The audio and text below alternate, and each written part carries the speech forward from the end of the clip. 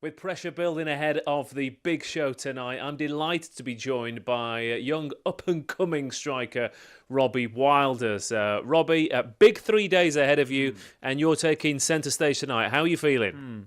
Pretty calm and composed. At the end of the day, I'm working hard. I'm working my socks off at the moment. I've left no stone unturned, and I'm going to give my all for this team.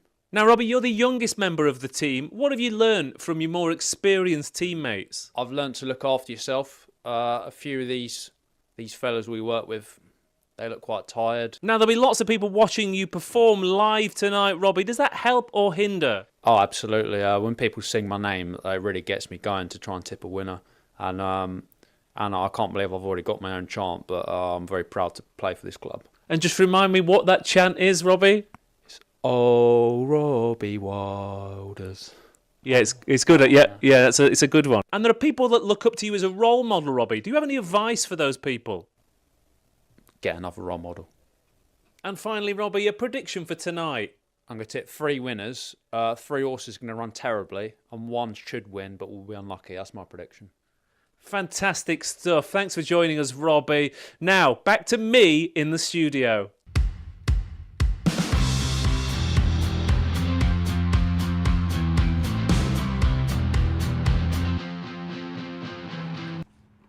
Thanks, me.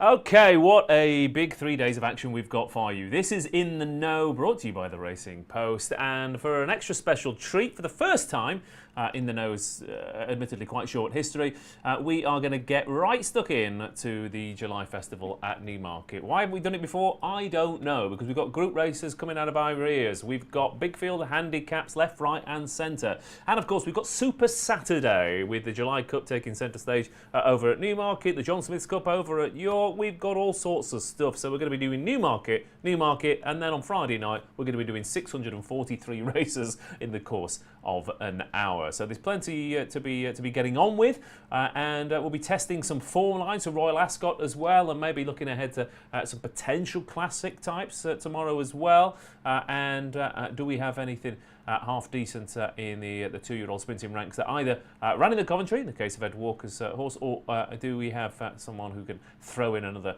angle as well? So we could potentially get excited about those juvenile Group 1s in a month or two. It is live and interactive as ever, so please do get involved on the chat. Hello to Fence to Furlongs, to Alan, to Gary, to the Mighty Gomez, to Dan Walsh, to Ben Purvis, to Mike Boy, to Tommy Daniels, and to Smug Punter, who says it's a poor renewal of the Bahrain Trophy. Again, I always like to start the show with the one negative comment in the chat. There we go. But look, it's small fields to a certain extent in some of those races, but that tends to be the case at the July Festival. It doesn't necessarily mean that we're in for poor races, though. Of course, small field for the Eclipse at the weekend, and what a mad race that was.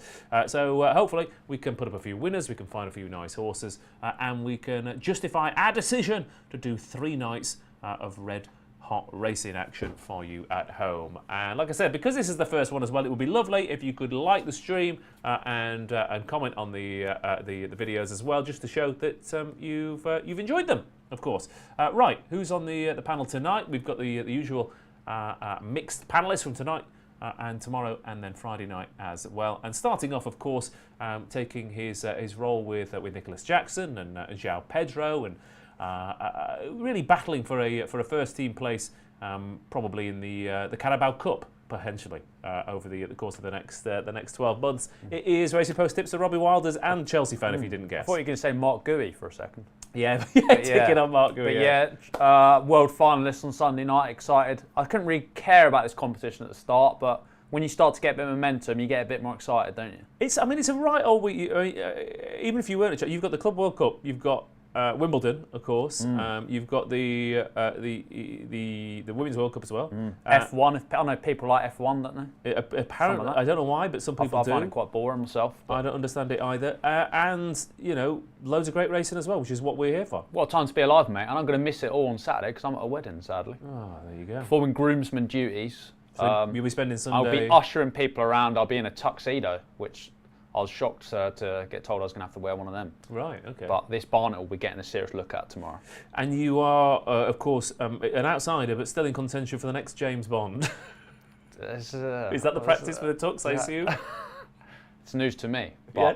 I don't know. Acting would be quite fun, though, wouldn't it? I know you've dabbled from what you showed me earlier. Yeah, but I reckon you make a good bond. Thanks. But what have we got next few days? It's a slightly strange meeting, the July meeting, again, because you've got Royal Ascot, you've got Glorious Goodwood, and they're your big 5-day flagships.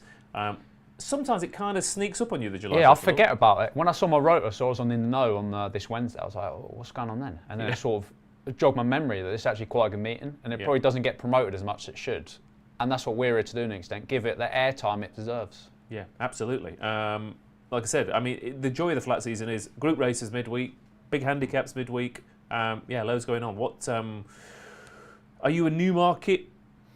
Some horses love and hate Newmarket. Some punters love, hate Newmarket. What's your? I don't know, not really. I mean, Ascot's my favourite for sure. But I mean, July course and Road Mile to me are pretty similar. Yeah. I don't know. Would you agree with that, sir? Yeah, I would. Yeah, albeit the July course because of when the meetings are in my head. I mean, it's a beautiful race course to go to, and obviously the sun's normally out as well, so there's a bit of extra. Glamour Never actually been myself. Good, is it? Beautiful day out, mate. Yeah. Understood. Thanks. Lovely stuff. There you go. And dialing in live from Yorkshire is the one and only Mr. Keith Melrose. Are you a Newmarket fan, my good man? Yes, I am. I do enjoy the July meeting, and I don't forget it's coming because I know it's after the July meeting you get that gap to Goodwood, don't you? It's sort of the last of the early summer meetings because time you get to Goodwood, you feel like you really know where it's going, don't you? Yeah. Whereas July meeting, there's still some of that coming. In fact, we'll talk about a 2-year-old race in a bit. I think it's a properly transitional week for the 2-year-olds too. Yeah, you're right. I mean, maybe that's why it's. I mean, I like it because of that, but I agree. It's that Royal Ascot's the sort of the announcement of horses, isn't it, onto the stage of the season almost. Glorious Goodwood is like, right, let's properly test you then, right? Are those form lines any good and that kind of thing. Whereas a Newmarket's sort of a mix of both.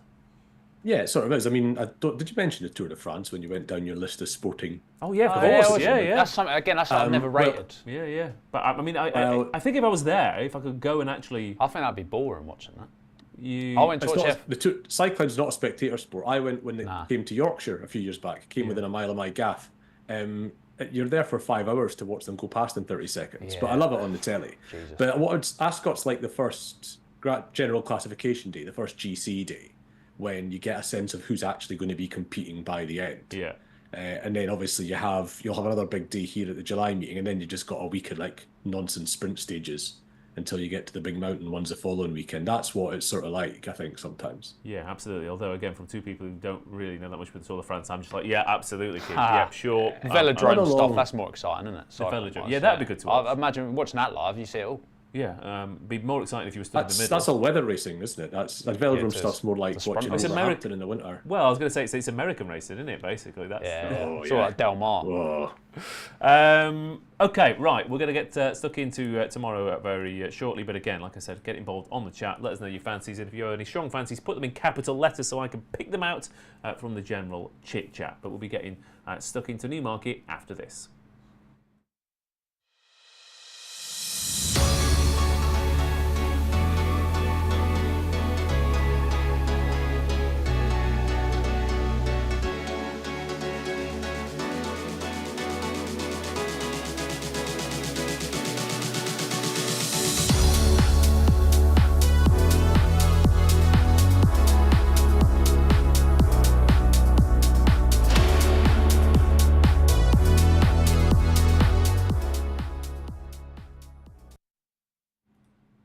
There we go. Racing Post Smart View, of course, available on the app. But you don't need it tonight because we've got the human equivalent in the shape of Keith Melrose. Human Smart View, as he is known. But before we do get stuck into that, just a quick shout out to...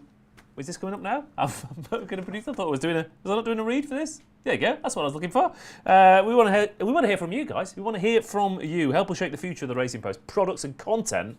And you could win one of £500 Amazon vouchers to spend on all sorts. You could buy an air fryer, or 1,000 pegs. You never know. Literally, you could choose whatever you want. So the link's in the description. We would very much appreciate if you could click it, fill in that survey. It really does help us going forward. So we want to hear from you, and you can win that Amazon voucher. Hello to, like I said, everyone at home. Brian Galt says there's also cricket, rugby, and golf as well. Definitely a 2-screen weekend. Brian, I feel like it's more a 5-screen weekend, and we should break into a Curry's. Is that still a thing? A Curry's still a thing? They're still knocking about, mate. Yeah. Yeah. Yeah, electronics. There's demand for electronics. Yeah, okay, yeah. Different sport on each screen. All right, okay, right. Newmarket then tomorrow, starting off first race of the day, a mile and 5 furlongs for the Bahrain Trophy, where Scandinavia is 5-4 favourite here. 9-4 is Further, Nighttime Dancer 9-2, Hallelujah You 15-2, and Titanium Emperor is a 16-1 shot here, the outsider of the bunch. Bit of an odd race in the sense of that this is essentially a rerun of the Queen's Vase, isn't it? Or at least half of the Queen's Vase.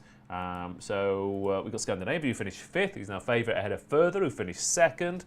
You've got Hallelujah You, who finished 6th, and Titanium Emperor, who finished 7th. And then just to mix things up a little bit, we've got the horse who finished 8th in the Derby in the shape of Nighttime Dancer, who, I don't know.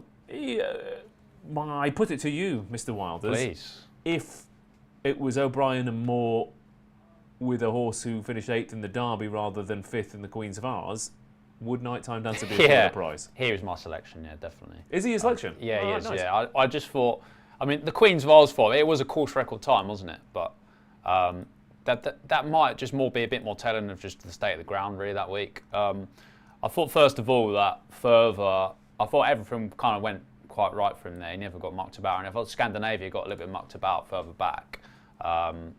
I would expect him to reverse that form, I think. Yeah. Although I was going to ask you, I couldn't really find any data on first-time cheap priest as O'Brien. It's a very rare move, isn't it? Well, you got actually anything for me? You asked me this at Ascot because he had one. Yeah. Oh, yeah. Well, light as air. Yeah. Yeah, it was. An old friend. Yeah. And it wasn't good.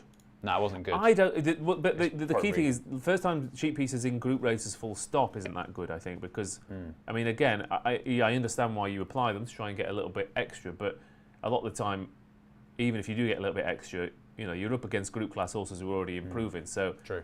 It always worries me a little bit in group races. Reeks of desperation. A little bit, yeah. A little bit, yeah. I get it. I just thought Nighttime Dancer, he ran pretty well in the Derby. It was a race where nothing from off the pace got into it, and he was last for a lot of the way, and he finished off quite well to finish 8th in the end. I thought he actually ran all right at Lingfield the time before as well. He had quite a wide trip there. Still quite inexperienced. He is improving with every start. There's no reason why he's not going to get another furlong. It's going to be a similar enough test to Epsom, I think. And I just thought he was the only possible bet I could see. I'm not particularly itching to get involved, but I thought he makes a bit more appeal than anything else. He's also quite interesting as well. A Gayath colt at Newmarket as a 3-year-old at a mile and 5. Loved a bit of that, didn't he, Gayath? I mean, he's Coronation Cup at Newmarket. I seem to remember. Yes, They rearranged on during COVID. Yeah. If you 3-year-olds this year, Gayath between a mile and a mile and a half, because obviously they run a few a little bit shorter, but. In fact, I would be like even better than that. 21 winners from 109, 20% strike rate, 21 quid level stake profit. In fact, you know what? I'm just going to see what it'd be like over 10 to 12. He's quite an interesting sire, really, going forward. Like he hasn't really had a top notcher yet, but.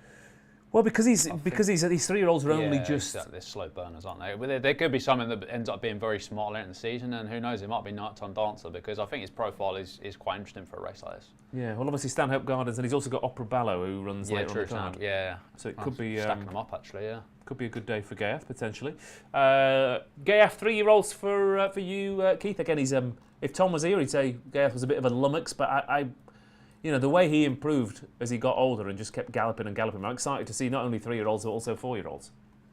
Yeah, Gaeth's a funny one, wasn't he? He was a massive underachiever until he wasn't. His progeny are showing a lot of promise, aren't they? I with Robbie, I fancy Nighttime Dancer too. I would add, from what he said, that course record in the Queen's Vad, it was 22 days ago. they've all had hard races, these horses. And whereas Nighttime Dancer probably had just about the easiest race in the Derby, because in a field of them, he might have got the worst ride. That was not the day to be sitting last. He was last all the way until it was at Nighthawk decided he couldn't be bothered anymore. And then dropped behind him. So he was still basically last at Tattenham Corner and came through to finish 8th and thought he shaped pretty well. And I think Robbie's right. He was still a green horse when he ran at Lingfield, against horses that, haven't really had the chance to make the form look good or otherwise since. I just thought he was by far the most interested in this race, and the pedigree's all middle distance. The Dam Sire See the Stars, the Grand Dam is a half-sister to Dubai Millennium. So, what's not to like? Yeah, absolutely, yeah. And again, I mean, the Derby foot, I mean, it was, I upgraded it for the speed because it was we said before that, it was a wide open Derby, and then I think people were maybe disappointed because certain horses didn't perform, but obviously those certain horses that didn't perform, Delacour's come out and won the Eclipse, the Lion in Winter's come out and been beaten pretty much sort of on the line in a Group 1 over in France as well. Lambourne's gone in again and beat Tennessee Stud and Lazy Griff, so the form has been, well, Tornado Alert ran well as well at Royal Ascot, didn't he? Yeah. I mean, it has genuinely just been pretty much franked all over. Very wise words I got from Paul Curtis last week. I emailed him randomly from my Form Hacker column, and he's the senior handicapper, handicaps all the good flat races, and talked to him about how the Dante's working out poorly. He says, you know what, I don't rush to pull these races down retrospectively. He says, how many times do you hear at the time the Derby's not much cop, but by the end of the season, it's almost always worked out. Yeah. Well, again, and also, like you said, the horses they go for their big mid-season target. They have a really hard race. Maybe next time out, they can't replicate that form. They have a little bit of a break, and then they come back in the autumn and start again. So, look, to be honest, it is a small field, but it's going to be fascinating for that reason. Neil says at the prices, it's Nighttime Dancer. Tommy says, couldn't back a Hannon horse over distances further than a mile. That's been interesting. Maybe I'll try and have a look at stats for that, because that's an interesting point to bring up, Tommy. Smug Punter says Scandinavia is unbelievably slow. Massive lay at 5-4. Nice, okay. And Charlie Sharp says Scandinavia's race description will simply read made all. Yeah, okay, fair enough. Scandinavia wins this easily, says Ine Bell. And there we go. Aidan Kelly says the Postman and Mr. Melrose have it correct. Nighttime Dancer. So yeah, I kind of feel like we haven't talked about much of the field because we all seem to agree that Nighttime Dancer's overpriced. But yeah, there we go. Okay, that's the Bahrain Trophy. And a shout out to Darren says, why no Tom or Keels? First off, because Robbie and Keith are mustard as well. And secondly, they'll be on tomorrow. Right, the July Stakes coming up next. 6 furlongs for the 2-year-olds here, and we've got 6 of them going to post. Maximised is your 6-4 favourite. Of course, this is Newmarket, of course. Therefore, Charlie Appleby and William Buick are definitely going to be favourites. 6-4 Maximised, 7-4 Brussels, and 13-2 Bardos. And there we go. Look at that lovely little quote from. Love that. Love that feature. Yeah, you like a bit Wow, of that. that's new, isn't it? Yeah, we're sprucing it up all the time. Maximise is 2 from 2, stepping up from his novice to win nicely at Epsom. We gave him a break afterwards, as the plan was always to miss Royal Ascot, and he goes into this in great shape. He's on an upward curve, and hopefully the one they all have to beat. To be fair, Charlie Appleby horses missing Royal Ascot. Good idea, I think, Keith. And it's always worth remembering that Charlie Appleby does great at the Guineas meeting, recently terribly at Royal Ascot, and then comes back to the July meeting and Glorious Goodwood and starts banging in the winners again. And I'm not saying it's necessarily a conscious decision, but I think partly he's kind of left Royal Ascot to everyone else over the past few years. Yeah, it sort of is conscious. It's not conscious to maybe ignore Ascot, but it's conscious to target what he targets, and it's a little bit, we don't criticise Willie Mullins for not targeting down Royal in November. Now, look, Ascot's massive, but, trainers make decisions to get their horses right at certain times of the year, and that's what Appleby's doing, and that's what he gets the results at Newmarket, and I think he does it because he leverages his base in the UAE, possibly. Maybe that makes the decision easier for him. But we're getting into the weeds here. But yeah, it's just clearly the way horses have rhythms and trainers have rhythms, and that's his. Yeah, absolutely. Now, Maximise, again, was almost going to be an obvious favourite just because of connections. Interesting. I mean, the July Stakes last 10 years, the Coventry's given us 4 out of 10, the Norfolk's given us 2 out of 10, the Windsor Castle's given us 1 out of 10. You have to go back to 2003 to find the last Woodcut winner to come and have a go. That's interesting. It's never thrown up the winner of the July Stakes. So Because I was going to say about this race, this for me is like the last proper 2-year-old race, as in you're not expecting necessarily these horses to do much beyond 2. Just to be specific, by the way, also, I will put the last Woodcut winner to come here straight from the Woodcut. Obviously, you would have one to then go to the commentary and then come to this. Yeah, that makes sense. But yeah, it's like these Woodcut's a proper 2-year-old race. The Ascot Group 1's 2-year-old races, with like 1 or 2 exceptions, are proper 2-year-old races generally, aren't they? Or horses that are going to stay at sprint trips at the very least. And the Superlative Stakes later in the week is the first one I always think these days where you start getting proper potential Guineas horses in group races. So that's, that's maybe the prism to look through this race. It's actually the reason I'm surprised to see Zavateri in here, who's among the rags in this race because he's not got the fancy connections, but he looked like a sort of Superlative Stakes type of horse to me when he won at Salisbury. And yet he's turned up in the whiz-bang 2-year-old race rather than the sort of autumn 7 furlong 2-year-old race, which I think he's a very interesting horse. I'm not sure I'll back him tomorrow, but I may. And yeah, it's just, I think he's interesting and he shows the sort of horse that doesn't often turn up in the July Stakes, because he is quite a tall sort. I loved the way he strode out at Salisbury. When he hits the rising ground, he looked like he could strode about 30 feet. Just quite an interesting horse going forward, but not necessarily the horse you expect to find in the July Stakes. The sort of horse you expect to find in the July Stakes is things like the Woodcut winner. Yeah, although I would say Eve Johnson Horton the last few years does like to run one in this, so maybe that's got something to do with it. I mean, he's entered in both. He had entries in both these, though this and the Superlative, but I assume he runs here because they thought, well, it's cut up. I do looking at the Superlative, yeah, it does look, I'm more worried about Italy and Saba Desert than I am worried about Maximise and Brussels going forward in terms of rivals. What's your pick for this anyway, if you do have one? Well, as I say, I'll if you've got a sort of sneaky for one at it's about 20s, you probably want to have a little bit on it. So I might have a bit on Zavateri. I'm not going to be having proper stakes on this, but he's a horse that I think is going to end up in good races later in the season. And I think maybe they've chosen the right race in terms of the competition, if not necessarily the race that suits the profile of horse they've got. But I think he's a good horse. Okay. And what's your favourite piece of music by the Italian Baroque violinist and composer Lorenzo Zavateri? Baroque? Yeah. No, he doesn't sound very Baroque to me, Zavateri. Well, I mean, I don't know what does. Anyway, you have a think about that. Yes. And that sort of knowledge is going to stand you in good stead on Tipping Point. Absolutely. Well, yeah, but I can't Google it very quickly. I was going to say, I wanted to ask if you actually heard of that fella or not. No, I Googled it. Fair enough. Who has? What's your angle on the July Stakes? Yeah, I often think these Coolmore and Ballydor horses get a bit too short in these kind of races, and I like to look for other form lines. If I was to trust the Race Post 2-year-old handicapper, Mr. Ainsley Turner, who I have not met, well, he seems to think that Gel Pepper's a very smart horse, and I'm inclined to believe him after what he did at Goodwood on his debut.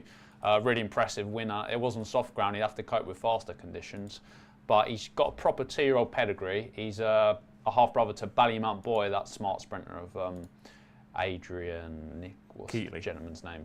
Adrian Keatley, my apologies. That's all right. Who also went on faster ground, so I'm not worrying about that. Just looked really impressive. The world-beaten fifth came out and beat an odds-on favourite in a maiden as well next time to give the form a bit of a boost.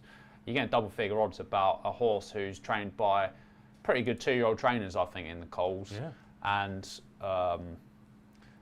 he's a type of horse I think he'll give you a run for your money. I'd rather take a fly at one at those kind of odds than just get involved with the same Coolmore, Ballydoyle, sort of Coolmore, Charlie Appleby sort of profile than that. Yeah. No, I understand. Yeah, I can certainly say, I agree, but from a slightly different angle. But 2014, the last time a horse won this off the back of one run, that was Ivorwood. Admittedly, only 12 have actually tried in the 10 years since. But so there's not many line up. Again, I mean, it might be the same as Nighttime Dancer, where you follow the best form and then you get beaten by the best breeding / trainers. But I don't do or do not. Here's my initial selection. Maybe I overcomplicated it. Well, I mean, I thought the Coventry was a good race. Again, it was another one I upgraded because of the speed figure. The only horse to come out of it is the horse that finished 17th, Military Code, who got beaten on the line behind Stayer when dropping in trip at Sandown, and certainly was, far from disgraced in a decent race. I mean, again, Ed Walker, just this season, he's mustard, isn't he? He's phenomenal. Would you say it just Stad's win was the best 2-year-old performance of the week? I really liked it. I thought it got slightly overshadowed as horses came out later on in the week, and I think because people, the hype was behind Charles Darwin, and then the quote afterwards was about a horse who didn't even turn up. Yeah, good marketing. I liked it. I would 100% be having a bet on him as well, because he was the one I was initially drawn to at those odds, because I mean, is his form any worse than Maximise or Brussels? I don't think it is. No, absolutely. Well, again, the Coventry's. I mean, even he came out that Humidity race on debut. Obviously, Humidity went and won the Chesham. He finished second to Tadej at York and came from God knows where. And Tadej had already had the run, and then he went and finished sixth in the Coventry as well. So, yeah, I think it's absolutely rock solid. But, I'd be inclined to agree. But good luck to Joe Pepper. Yeah. Let's have a look. Brussels is the next city of Troy, says Penny Tubo. Interesting. Tommy Daniels, Brussels sprouts the success story. It doesn't quite work, Tommy, but I appreciate it. Sprouts wings, maybe? Could work. Do or do not, says Neil. Ran well in the Coventry. Mike says do or do not should be second favourite. Sort of agree, but again, they're going on connections, aren't they? And Darren's on Brussels at 130 anti-post, so he is challenging for Robbie's job. That's a very good ticket. Well done to that gentleman. Yeah, he'll be happy with that. Right, next race at Newmarket. Before we get into it, make sure you do like the stream if you haven't done so. All it takes is a click of that little thumbs up icon.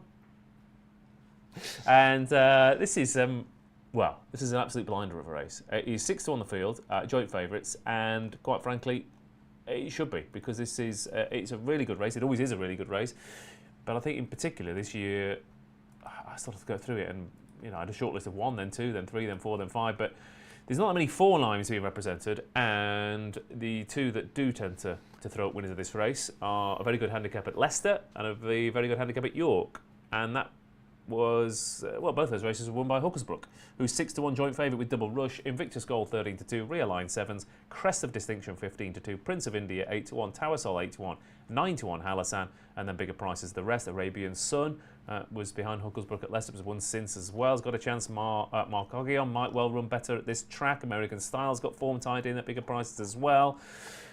It's an absolute blinder of a race, but again, Roger Teal is no stranger to a good sprinter, Robbie Wilders. He's not, no. You're sort of looking at this guy and thinking, has Teal got another Oxted on his hands, that sort of slow burning sprinter, progressive out of handicaps, maybe win a Portland and then go on and, running King Stands and such. Well, if he wins this, he's off 96 now. So he might be into, red hot races. I imagine the winner of this is going to go up like 8 to 10. It's a very good race, as you point out. The best handicapped horse in the race is Crest of Distinction, who's £10 well in, and you're getting 15 to 2, 8 to 1 sort of level. I thought that was interesting. The money was seriously down on this horse, Wolverhampton, last time. He went off odds on, and he won as easy as he liked. Another RPR, big performance on RPRs there. If that is to be believed, then he has to have a big chance in this, because he's got form on turf as well. Central draw should be okay. I thought he was interesting, but I think the market does probably have it right with Double Rush being banged there, because he was out widest at York, and he was kind of racing away from the first 2, Hookersbrook, etc. He's going to be better off as well at the weights. He's off the same mark. He's definitely a well handicapped horse as well. But we could say that about 8 to 10 of these probably. It's a form line that's going to keep giving and giving, I think, throughout the season. I agree, yeah. It's going to be one of those ones again where you look back in 3 months and you sort of click, runs since, and there's win down the field. 100%. Double Rush also has Jason Watson back in the saddle, who is 2 from 2 on this colt. Like I said, Keith, there's loads of form lines in here. I mean, the Hookersbrook form, I almost put him in my tracker 3 times. The horse who finished second in that Leicester race, it was that eye-catching. Prince of India, absolutely monstrous run from God knows where at Leicester. So he's got to be interesting, albeit coming from Leicester first at Newmarket might not be too easy, but he might be ridden differently. But yeah, it's an absolutely blinding race, isn't it? Yeah, absolutely. It's a brilliant race. You know, half of them are flag horses for me. It's just back top to bottom, brilliant. You know, form lines represented. You know, it's got the Holyrood House in here as well. I was surprised you talked about the Leicester race and the York race as being so informative to this one.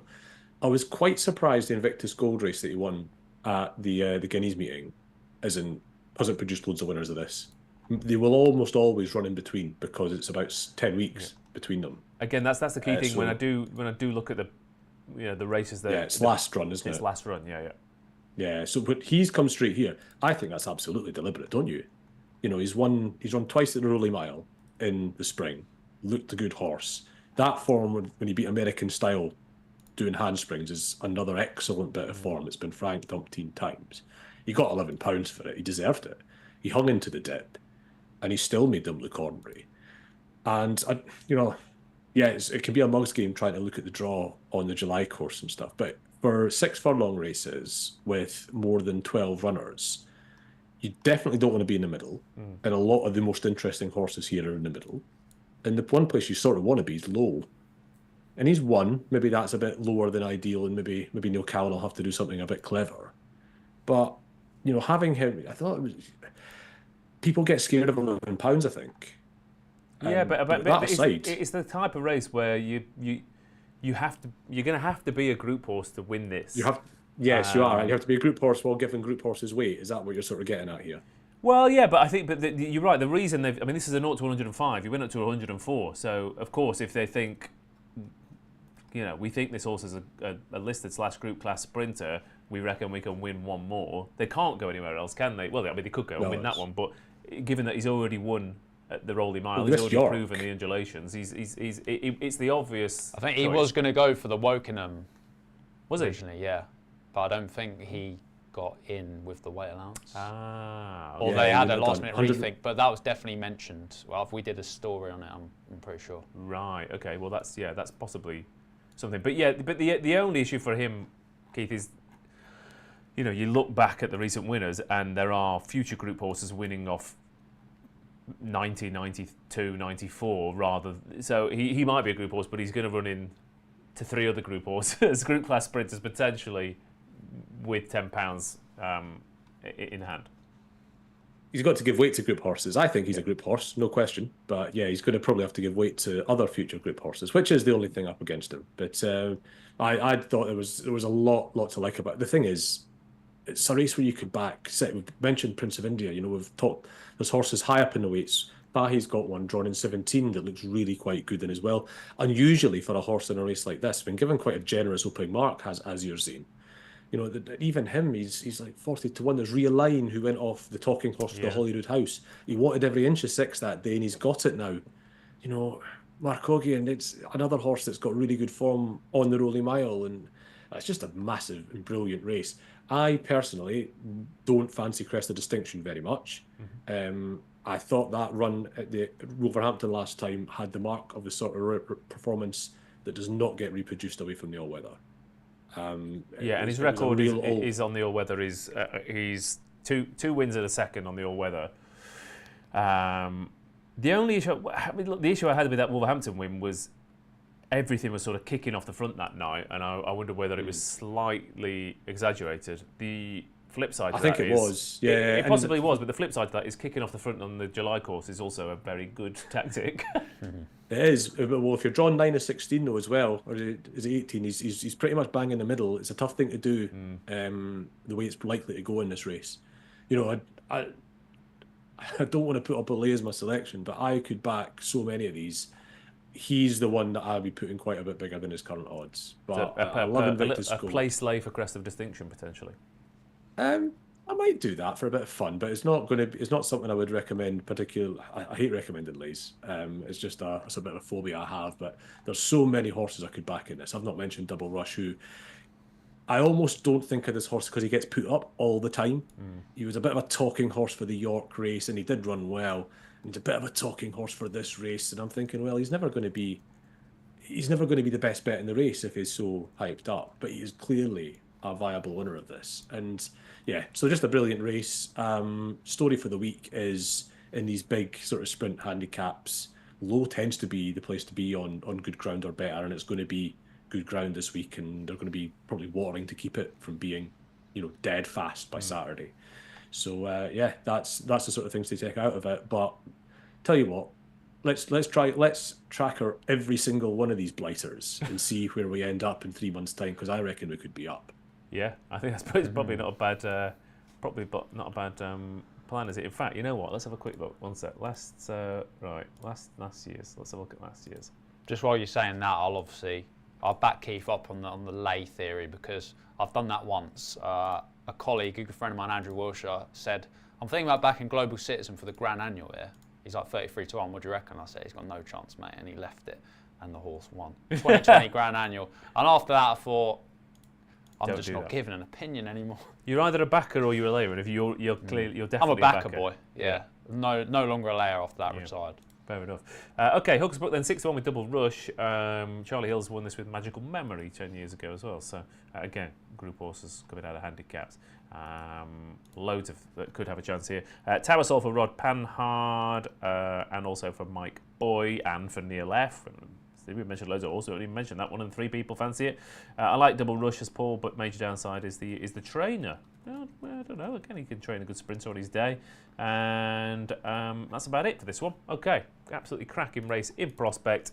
I'll probably follow the form off a cliff, but it's 6-1. Joint favourites, the field tomorrow. Moving on then, 1.5 miles the distance of the Princess of Wales Stakes. Group 2 here over that middle distance with 5 of them lining up. And, well, Ghostwriter, 15-8, trying to win back some of that purchase price. It's 5-2 Palladium, Wimbledon Hawkeye 4-1, El Cordoba says 6-1, Arabian Crown 13-2.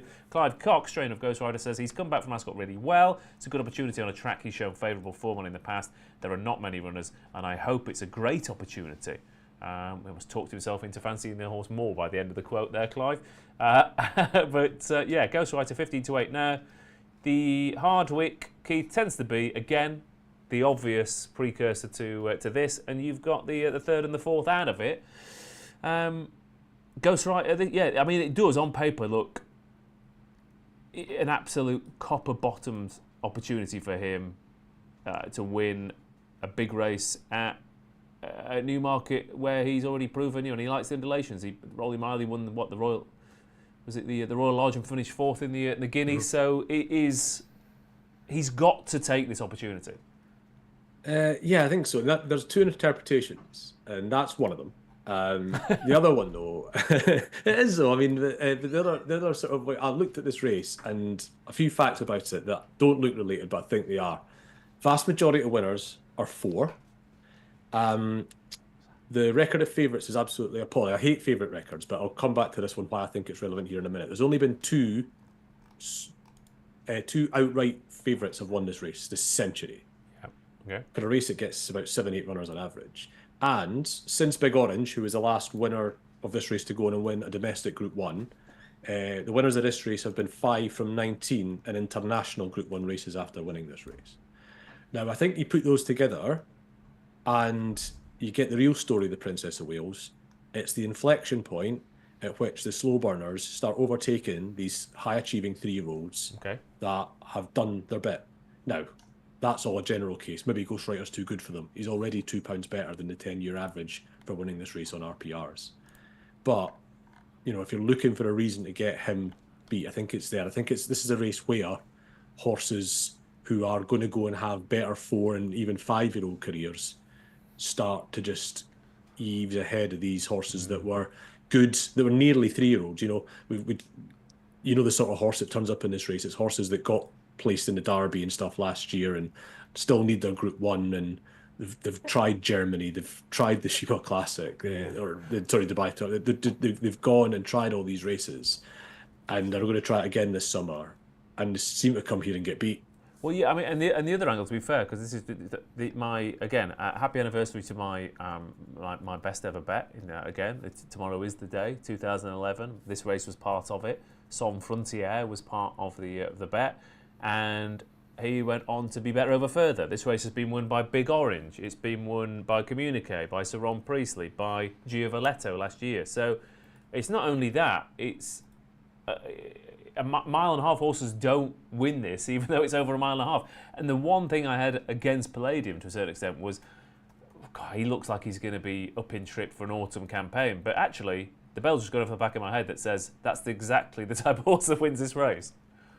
Well, it is, yeah. And I mean, the only reason I didn't mention that angle is because one of those shorties that got beat in the not too distant past was Hamish, and he was very much the sort of horse that would have fitted what you've just described. But yeah, you're right. It is horses that are going to go on and, win. They might win Group 1s over further, although a lot of the time they tend to go and it's often like the Prix von Europa in Germany and stuff like that. So yeah, it's very, very rare that a 10 furlong horse wins this race, for sure. And hasn't there always been a bit of a sense? I think actually the more you look at it, I think I'm going to change it. I think it's proper. I mean, Yabir won this a couple of years ago. Ended his campaign winning over 2 miles. Like I said, you look at Yabir, I'm just looking at it and thinking stayers. It's all stairs, yeah. You think, a small field, Group 1 over, Group 2, sorry, over a mile and a half. Yeah. You want that bit of speed, but it's not like that at all. Big Orange, the most famous winner. Sir Ron Priestley had been second in the Ledger. Yeah. When he's 3, and it is more of a stair race, and Ghostwriter doesn't fit that either.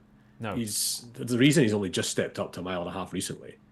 But the reason they're running him in this race in the Hardwick is they're aiming him at one of those sort of Prix von Europa type Group 1s, because that's how he gets his 2 million back, by making him a stallion. So what's So again, the more we talk about it, the more I think Palladium's the angle personally. What about you? Yeah, I'm going to try. I mean, I don't like Ghostwriter particularly. Palladium's a sort of horse the Gosdens will get right at some point. Never mind, Keith. Never mind what you don't like. What do you like? Come on, what do you like? I'm not betting in this race, so I'm just going to front up. I'll try and get Ghostwriter beat. Wimbledon Hawkeye is just a tripless horse that just is looking for a group race and is probably going to be lucky to find it. Probably one of the Godolphin horses, to be honest. I'd be if I was to be betting, I'd be dutching those two because they're both nice enough prices. They've both got good form behind them. Poor old Arabian Crown's been gelding since he last ran, but yeah, I'd probably go with one of them. But I've fed several angles into this race, Ross. What have you done for me? I've tried to narrow you down to one. Well, you are trying. Give us a horse. And there's only 5. Yeah, it's only. Oh, 5. God, I'll go. Yeah. I'm not saying you're going to back it. I'm not making you put 100 quid. No, on that's it, fine. Keith. I'm just saying which of the ones, given everything you've just talked about, comes to the top of the list, even just slightly. Okay then, El Cordobés. There we go. Fall over further. The sort of late blooming 4-year-old that tends to do well in this race. He fits all I've been talking about. So let's see him. All right. There we go. Robbie. I'm just wondering what the master plan is. For who? For what? For Ghostwriter. For life? Spending all this money on him. What, 2 mil? The master plan is, if you've got money to spend it. Some might say he spent a lot of money on that. Everyone would say the fella's that. not going to live forever, so he's having fun. Absolutely. Little by little, he's going to get there. Is that an Oasis pun? Are you getting those in now? I've just got 4 in one sentence. Is that good enough for you? Oh, yeah. Is that what you're going for? I see. Well, I was challenged by Sam earlier. You've been put up to that. And I don't know if I passed, Matt. Anyway, yeah. Ghostwriter, he ran all right at Royal Ascot. I don't think there's a trip that beat him in the Hardwick, to be honest. You don't have many Invincible Spirits over a mile and a half, do you? No. I can't remember many off the top of my head. But it wasn't standard, but it was the calibre of horse he was facing. Al Riffa is a proper Group 1 placer. And Rebel's Romance, although he was poor at York, I thought he was right back on it that day. And I think he's got a class edge here. I get the case with Palladium. He wasn't far off from there. It's going to be tactical. I think he's going to get a job done and start paying back that 2 mil. All right, lovely stuff. I've just realised as well, were you doing Oasis puns as well, Keith? Were you doing a long definitely maybe pun? Was it just definitely maybe? Is that Tried to make my argument exactly the same length as Champagne Supernova. Lovely stuff. I couldn't squeeze that one in. No, I'm more of a Blur fan personally, so I'm going to do. Yeah, I like Blur as well too. Let's just do some of them, shall we? Yeah, we'll do tomorrow night. We'll do Pulp and Blur puns instead. Just to make up for it. Anyway, right, that's the Princess of Wales on the chat. That's about it. Okay, no one's got strong People are opinions so of this. bored at this stage, aren't they? I think we've just done really well. To be fair, it is one of those races where any of us have a strong opinion, and sometimes you end up going around in circles and hoping that somebody just puts one up, but none of us do really have one. Right, the 4:10 at Newmarket is a Fillies Maiden here, and like the Sprint Handicap earlier on in the card, this is very much a race to follow going forward. Night Shining 2-1, Country Artiste 5-2, Crimson Rose 11-4, Enamorous is 8-1, Harlequin Angel 12s, Welcome Retreat 16s, Princess Billy Boy is 16s, Lady Lucky Vegas 25-1, and Queen and Cask also runs here. But yeah, this is a race that, in particular last year, did really well. By the end of August, horses had run 14 times out of this race and won 7 races next time. So the winner Magic Mild went to be placed in Group 3 company as well, and also won a decent handicap back at this track. It might not be a betting heat tomorrow, and on paper my initial impression was this is slightly below the par of it was on paper last year. Yeah, but, it might. Please continue. Well, no, I was going to say, I'm sorry. It's interesting. These races are interesting. They are interesting. They do throw up a good horse normally, as you allude to. Those with form don't really set a great standard to me. You'd expect something to have achieved a bit more. I was drawn to one at a mad price, Lady Lucky Vegas, just newcomer. But I've got this theory that, not as mad as a lot of Rodgers' theories, but I think Richard Newland and Jamie Insole's flat juveniles are actually better than the market has gotten onto at the moment. Holly Doyle has a very good record when riding for this partnership as well. They've had a couple of nice 2-year-old winners, and this horse is by Lucky Vega, who's done all right as a first season sire. He's a half brother to Son of Corbelis, who won a conditions race on his debut last season and won a listed race 2 years. Yeah, he's bred to be very quick, so I could see him grossly, massively outrunning those odds. Yeah, they've and again his other relative was Miracle Beauty, who back end of last season finished second and first on the two-year-old starts. So there's precocity there. There's enough there, yeah. I mean, he's probably not going to be going on into his 3-year-old campaign, but he's the type of, I think it's interesting running him in a sort of Group 1 track and throwing him rather than in kind of a softer sort of all-weather maiden, and then run him in this. So I think it's quite interesting. Yeah, well, I mean, to be fair, they've been quite ambitious with the juveniles. Again, I mean, I assume it's, well, I'm pretty sure it's Jamie Insole, who's doing the flat side. Yeah, of things. it's Insole on the flat, Noodle on the jumps. So credit to Jamie for the work he's doing for the operation. Yeah, absolutely. And they don't. Again, the good thing about the yard is they don't have a massive strike rate with the 2-year-olds, but you would make a small profit if you were just backing and blind because they always go off big prices. But yeah, again, a race, Keith, again to follow going forward. I think it was the Dick Poole Stakes that the winner last year finished third in, and you've got all those sort of listed and Group 3 races for these fillies to try and pick up some black type going forward. But yeah, the ones have shown form. The form is absolutely fine, but we've got some nice newcomers. What did you make of it? Yeah, I thought it was interesting. Obviously, you've got Night Shining put in as Fav, who's a debutant, and I assume it's because Ryan Moore's booked to ride when it's possibly not even the most significant jockey booking in the race.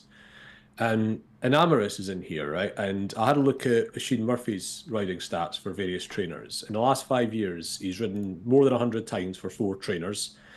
Balding, Gosden's, forget the other one, and Hugo Palmer, who he's riding for here. His record, pound for pound, compared to the trainer's average strike rate is... Oh, it's Millman's. It's Rod Millman. His record for Palmer is miles the best out of all them. And he's ridden 200 winners from Balding from 1,000 rides. You know, he's got, it's a 31% strike rate from 131 rides for Palmer. So he clearly does get up on the right ones. Palmer obviously is sending one down to Newmarket, and this filly's pretty well bred. So I thought she was interesting in this race. It's a maiden, again, not the sort of race that I'm going to bet in hugely, but I thought it was quite interesting that the Fav's been put in on jockey bookings, but there's an equally eye-catching jockey booking down the market. Yeah, absolutely. And Hugo Palmer and Oisin Murphy teamed up with a newcomer in this last year who finished third and ran a bit of a blinder, and then went on to dot up next time out, and then went on to into the Sweet Solaras and all those other races later on down the line, which is going to be targets going forward. So yeah, okay. Night Shining 2-1, then Country Artiste 5-2, but Enamorous at 8-1, and Lady Lucky Vegas could be big prices making their debuts tomorrow. 2 more races then on the card. The 4:45 is a listed race here at the Sir Henry Cecil Stakes, and Opera Ballo is 11-8 favourite here. King of Cities 100-30, 11-2 Elarak, 6-1 Arabian Story, Royal Playwright 7-1, and then 20-1 Bar. Those dead 8 runners here as we preview this race. Hopefully that will continue with an 11-8 favourite, albeit, Keith. We're talking about Gaiaths. We're talking about 3-year-olds. We've talked about Lummoxers. We haven't talked about headbangers yet. Opera Ballo. Look, William Buick's back in the saddle. He's 2 from 2 on this horse. When Buick's on, he's managed to make him look pretty special because I can't think of any other horses that have done so much wrong in their races and still bolted up. He is hugely talented, isn't he? He's a little bit like... Wasn't his dad like this when he was sort of 3? Yeah, He looked like a 130 horse all the time and never ran like one because he just did everything wrong. Well, then, I think he's quite because he's a strong puller. I think what they did with Gaiath is go, sod it, let's just gallop. Let's just bounce out. Yeah, exactly. Just go. I don't care if there's 5 runners and it's one of those French races where they mess about. We're just going to shoot off. Yeah. I mean, is he the sort of horse I'd back at 11-8? I'm not so certain, but he's so talented. If he turns up, he just, they won't see which way he goes because he's an extremely talented horse. Fairly confident in saying he's got at least Group 2 ability and possibly Group 1 ability. So it's just whether you're happy to take that as a safe conveyance. You talked about the dead 8. I'm hoping they actually really go for Opera Ballo because then you end up with a bit of a bad each way race. And I thought... Brian wants to go up and trip, and he might sneak into 3rd or something in a bad each way race, but that is tenuous. It's secondary to this Opera Ballo being miles better than them. I'm just not the sort of person that backs horses at 11-8, and I'm not that sort of horse. You're not that sort of horse, mate. Not that sort of horse, but no, I'm not the sort of person that backs horses at 11-8 unless when they've got that inexperience, that potential sort of head issues. If there's a chance the horse is going to throw it away, I'm not necessarily backing him at 11-8, but in terms of ability, he deserves to be that price and shorter. Yeah, absolutely. He's 11-8 though. Ahead of King of Cities, again, it's one of those races where I kind of looked at it. I did think it was coming down to the side that it is a 2-horse race because I do think King of Cities ran a bit of a blinder behind Al Merrick. I thought he might end up going to Ascot in the 10 furlong race there because he was a bit eye-catching, I thought, behind Camille Pissarro. At Chantilly, admittedly, is that sort of the worst 3-year-old classic? Possibly, but this is a big drop in grade for him. Yeah, I thought it was hot at the time. It's not working out particularly great. I know Trinity College on Hampton Court, but do you think he's a horse that wanted to go down in trip, do you? Well, I think the fact that they're dropping him back, he's only won over 7. He's one of those, pedigree is... In the Sheeran, of course. Say it again? In the Sheeran, half brother too. Well, and the dam comes from that family that is. It comes from the family of Triple Time, Kate Byron, Ostilio, who were 2 milers and a sprinter. Yep. So pedigree suggests yes, this will be perfect. Yeah, it could well do. I think there are some interesting horses here, though. I mean, you got the Britannia winner in there, Arabian Story. He's obviously a good horse. I think he probably needs a bit further, to be honest. I thought Royal Playwright might end up being a very, very smart horse from the fam. Well, he's actually out of Arabian Queen. But he's not really progressed this season. I thought Elarak looked pretty good as well at Newmarket last time. Won the same maiden as the same novice under a penalty that Baid and Ombudsman have won in recent years. Right. I thought he looked quite impressive for Charlie Hills. But I would agree that Opera Ballo is the most talented horse in the race. You just don't really want to be backing a horse that does a lot wrong in his races, so that sort of price though. So it's going to be a sit-out job, but I think there's a good horse in that Elarak. Yeah, I think you're probably right, actually. Yeah, it's probably silly to rule him out too soon because, like you said, he won a very good race in very good fashion, and this is his chance to surpass those that have. Yeah, he's just lightly raced. He could be a lot better than we've seen. Yeah, absolutely. So he would be my pick. Okay. Lovely stuff.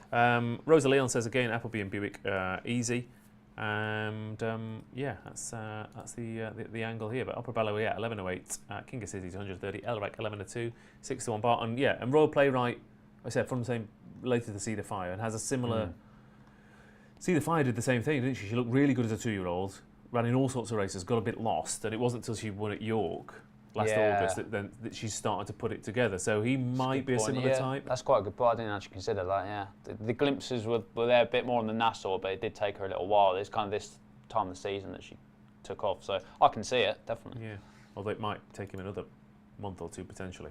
Okay, one more then on the July course for the first day of the July meeting. It is a mile handicap here, 12 of them run, and the 3-year-old Parole Doro is 9-4 favourite.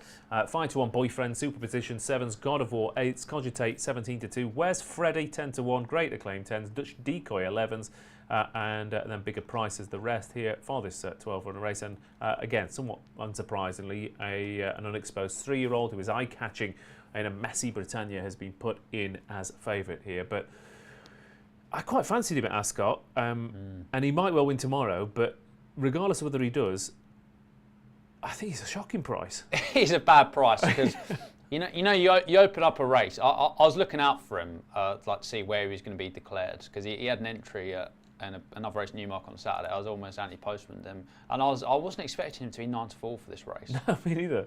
He was a bit unlucky in the Britannia, but so anywhere near as unlucky as Labotte, was he? Exactly. Labotte. He was unlucky. He was on the right side though. You're looking to take him on, but I couldn't really find anything I wanted to take him on with at the same time. I don't know. I'm going to pass it on to you, mate. Well, so the angle that stood out to me is, look, you've got a 9-4 shot here. The 3-year-old who was unlucky in a race where half the field were unlucky, from a trainer who at the moment can barely buy a winner. That will start to turn. But there are 3 proper Newmarket horses in here. Please. Where's Freddy is 3 from 3 on the July track. Yeah. Dutch Decoy is 3 from 5 on the July track. And Wait All Night is 2-4, 2-4, 1-2-1, which is the premium rate phone number to get through to Robbie Wilder's selections on the July course as well. So horses for courses. There are 3 Newmarket horses at double figure prices here. Yeah, I get it completely. I couldn't really. It wouldn't surprise me if Parole Doro was the best handicapped horse in the race, to be honest, because his profile before, there's a reason why we fancied him at Ascot, wasn't there? And he's still very lightly raced. He's a 3-year-old that so often have an edge in these handicaps against older horses. But yeah, I'd agree with the assessment now. I wanted a bit more juice. Looking at that, I was expecting him to open up at something more like 7s too. Yeah. So from a value sense, that you can't really get involved. And last year, 50 Nifty was sent off 7-2 favourite, 3-year-old in the race, and was beaten by a 5-year-old, an 8-year-old, and a 4-year-old. So that's not a great trend. Keith, last race on the card. Yeah, it's a good race, isn't it? We talk about Newmarket horses, and I'm glad you didn't talk more about Where's Freddy, because I think people look at a horse that's won in a lower grade last time up a mark in the 70s and think, well, that can't win at a July festival. But I don't think that's necessarily the case here, because Where's Freddy was right on the wing that day when he won that race. The second, Mr. Swivel, was coming in on a hat trick. The third was Longley, went off 50s, but had been subject to a positive trainer change, Michael Wickham and George Baker. And the fourth, Sterling Light, had won this race last year. So, the only horse to come out of it finished 7th, Meblesh, and he came out and won next time. Yeah, so I think it's one of those that people think, oh, it's a big step up in grade this, when, we've just talked about Dutch Decoy, who, bless him, lovely record at Newmarket, loves it right at Newmarket generally, but he's old enough to smoke, isn't he? And so, we're not necessarily, and I found myself toying with him up a mark of 76. That was the moment I realised I'm not necessarily thinking about a big festival handicap here. I'm thinking about a competitive 0 to 95.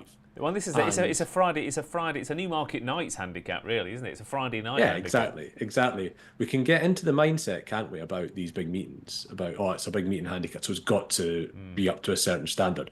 Let's not think about that. We can give horses rated in the 70s a chance here. So this progressive horse that's 3 from 3 at the track won a race here last time that's worked out extremely well, and he got £4 for it, having won on the wing. And it looks like we can get double figure odds here. We talked about Parole Doro being a poor price. It's because there's horses like Where's Freddy who are very interesting. They just don't have that sexy sort of big festival profile like Parole Doro has. Okay, lovely stuff. Couple of comments. This is too good a comment. This could open a whole can of worms. But Night Owl says, I can never take horses running over different distances on different courses, racing on different ground as a form boost to a certain race or a certain horse. That it's a great comment, Night Owl, but it's a whole 20-minute portion of the show in and of itself. So get involved in the comments on that. Yeah, there you go. Right, that's the last race on the first day of the July meeting then. And we'll get the naps in just a second.